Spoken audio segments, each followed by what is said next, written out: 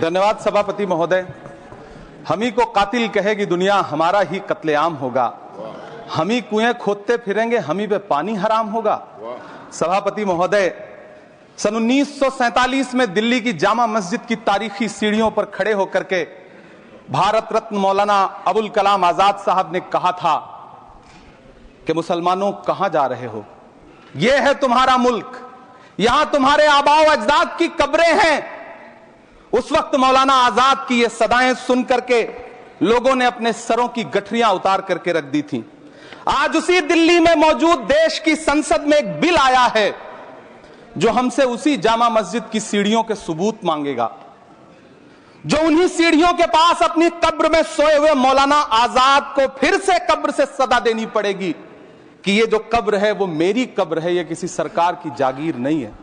सभापति महोदय, मैं जहां खड़ा हूं इसी संसद भवन के सामने सड़क के उस पार अपनी कब्र में सोए हुए भारत के पूर्व राष्ट्रपति फखरुद्दीन अली अहमद की कब्र है। शायद अब उस कब्र से भी सदाएं आए कि यह कब्र मेरी कब्र है, यह सरकार की जागीर नहीं है।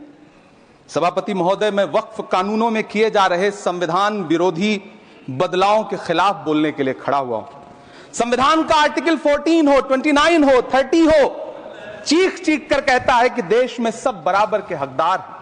आर्टिकल 26 कहता है कि सबको अपने अपने मजहबी कामों के लिए मंदिर, मस्जिद, गिरजाघर, गुरुद्वारों का निर्माण करने का हक है और उसका रखरखाव का भी हक है। लेकिन डॉक्टर बाबा साहब अंबेडकर के संविधान को हर दिन कुचलने वाली यह सरकार देश के मुसलमानों से नफरत में इतनी अंधी हो गई है कि खुलेआम देश की संसद में देश सरकार के माइनॉरिटी मिनिस्टर साहब और होम मिनिस्टर साहब झूठ बोलते हैं और देश को गुमराह करते हैं, झूठ शब्द असत्य बोलते हैं। सरकार ने इस बिल का नाम उम्मीद रखा है।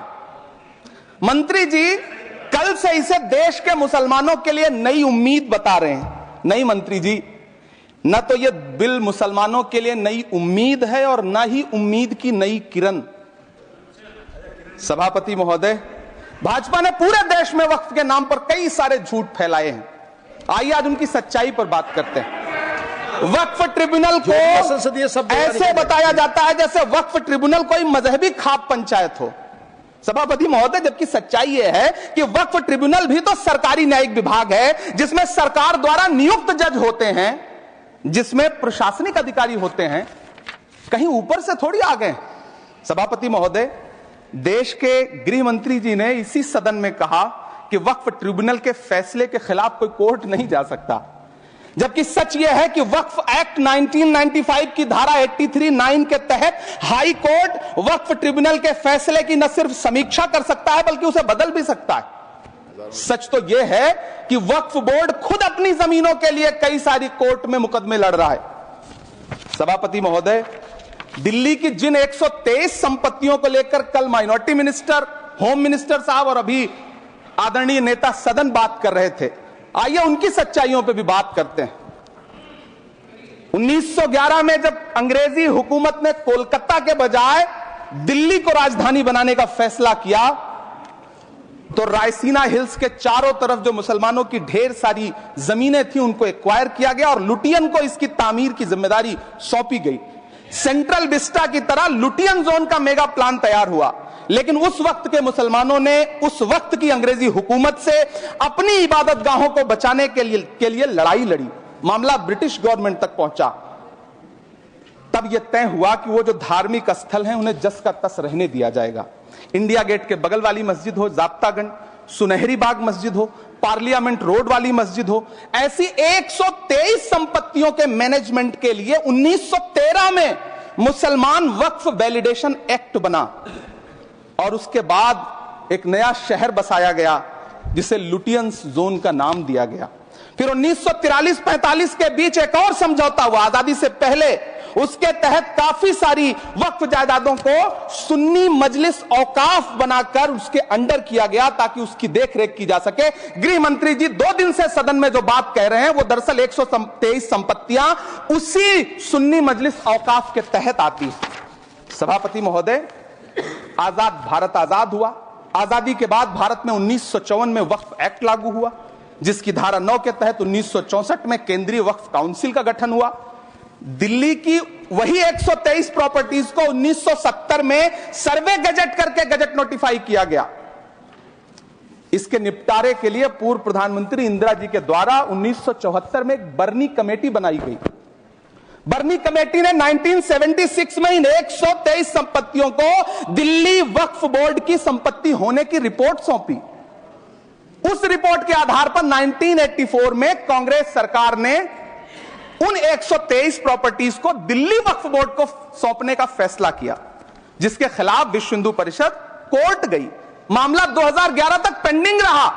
फिर 2011 में कोर्ट ने सरकार को आदेशित किया कि इसका निपटारा करो।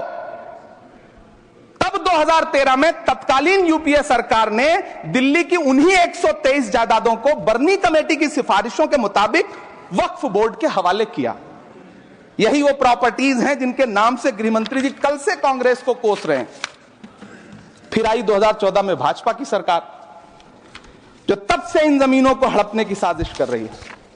जिस बिल को मुसलमानों के हुकूक की हिफाजत करने वाला बिल बताया जा रहा है, उसी को पेश करने के लिए और उस पर बात करने के लिए लोकसभा में भाजपा सरकार के पास एक भी मुस्लिम सांसद नहीं है। जिस वक्त, मैं लोकसभा कह रहा हूं, सुना करिए, जिस वक्फ बिल को मुस्लिम महिलाओं को हक दिलाने वाला बताया जा रहा है, उसे संसद में पेश करने वाली पार्टी के पास न तो राज्यसभा में, न लोकसभा में, न देश की किसी विधानसभा में एक भी मुस्लिम महिला सदस्य नहीं। कल किरण रिजिजू जी कह रहे थे कि रेलवे की जमीनें देश की जमीनें हैं, डिफेंस की जमीनें देश की जमीनें हैं। हां मंत्री जी, हैं, बिल्कुल हैं। ये जो वक्फ की जमीनें हैं, ये हमारे पुरखों ने धार्मिक कामों के लिए डोनेट किया है। तो हम भी तो इसी देश के नागरिक हैं, हम भी तो इसी देश के बेटे हैं। तो वक्फ की जमीनें भी तो इसी देश की जमीनें हैं, उनको पराया क्यों बोलते हैं आप? सभापति महोदय, अशफाकुल्लाह खान जब फैजाबाद की जेल में फांसी के फंदे पर झूल रहे थे, तो इसी देश की जमीन के लिए झूल रहे थे ना। सभापति महोदय, अंडमान की जेल में काला पानी की सजा काटकर अपनी जान देने वाले मौलाना फजले हक खैराबादी हो या शेर खान अफरीदी हो, वो भी तो इसी जमीन के लिए अपनी जान दे रहे थे ना। सभापति महोदय, पाकिस्तान के खिलाफ लड़ते हुए अपनी जान देने वाले महावीर चक्र विजेता ब्रिगेडियर उस्मान हो या पाकिस्तान के पैटर्न टैंक उड़ाने वाला परमवीर चक्र विजेता वीर अब्दुल हमीद हो, वो भी तो इसी जमीन के लिए अपनी जान दे रहा था ना। और मंत्री जी, मैं इस सदन में अलल ऐलान ये कहता हूं कि जब भी इस देश की जमीन को लहू की जरूरत होगी, आपसे 2 कदम आगे इमरान खड़ा मिलेगा। ये मैं आपसे यकीन दिलाते हुए कह रहा हूं। सभापति महोदय, मैं सरकार से कहना चाहता हूं, हमसे हमारी इबादत गाहें तो मत छीनिए ना, हमारे घरों पे बुलडोजर तो मत चलाइए ना, हमारी कब्रों में तो हमें सुकून से सोने दीजिए ना। सभापति महोदय, माइनॉरिटी मिनिस्ट्री का बजट कट करके, मुस्लिम बच्चों की स्कॉलरशिप बंद करके अब सरकार कह रही है कि हम वक्फ की आमदनी से गरीब मुसलमानों का भला करेंगे। गुजरात की बेटी बिल्किस के बलात्कारियों की रिहाई के बाद उन्हें माला पहनाने वाली लोगों के नेता ये कह रहे हैं कि यह बिल मुस्लिम महिलाओं को उनका हक दिलाएगा। धन्यवाद मोदी जी, क्या बढ़िया सौगातें मोदी दे रहे हैं आप। पहले हमें गुजराते मोदी दिया, आप सौगातें मोदी दे रहे हैं।